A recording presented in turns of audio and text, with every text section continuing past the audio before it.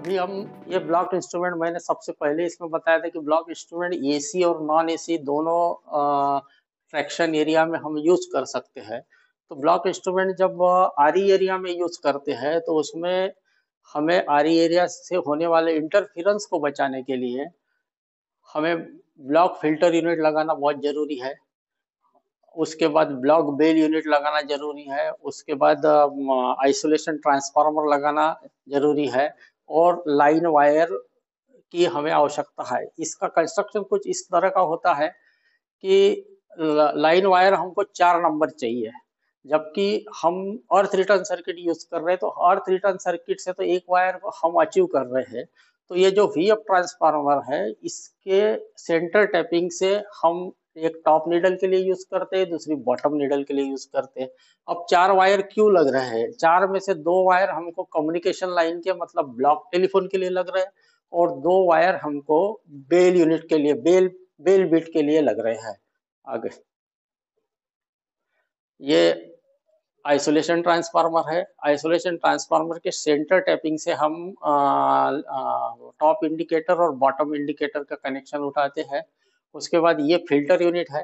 ये filter unit सिर्फ हमारे इंस्ट्रूमेंट को बाहर से आने वाले ट्रैक्शन रिटर्न करंट से बचाने के लिए इस फिल्टर यूनिट को हम लगाते हैं।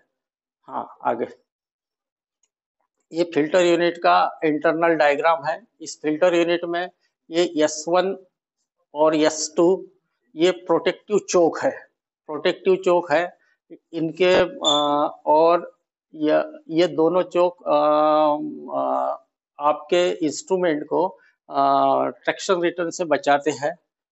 आगे ये TWBB यूनिट है, मतलब बेल यूनिट है। बेल इससे बेल से कनेक्टेड होता है।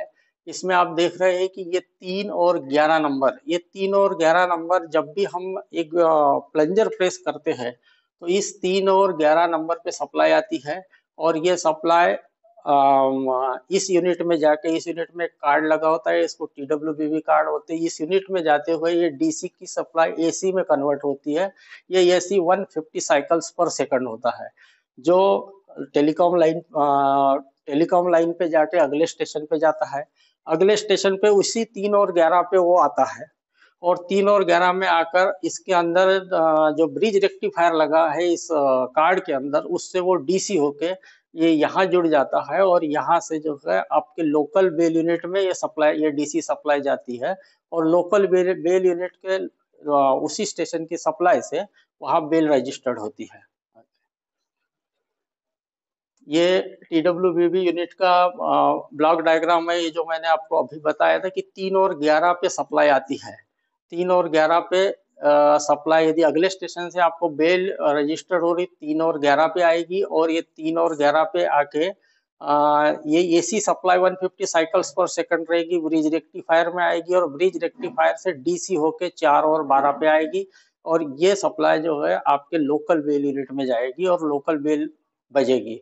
ऐसे ही हम यदि बेल देते हैं तो इस प्लंजर प्रेस कॉन्टैक्ट से ये 24 वोल्ट सप्लाई यहाँ से एक्सटेंड होगी और मतलब ये निगेटिव है। ये प्लंजर प्रेस कॉन्टैक्ट से निगेटिव एक्सटेंड हुआ है, ये पॉजिटिव एक्सटेंड हुआ है और ये इस सर्किट से 150 साइकिल्स पर सेकंड होके आगे 3 और 11 पे जाएगा।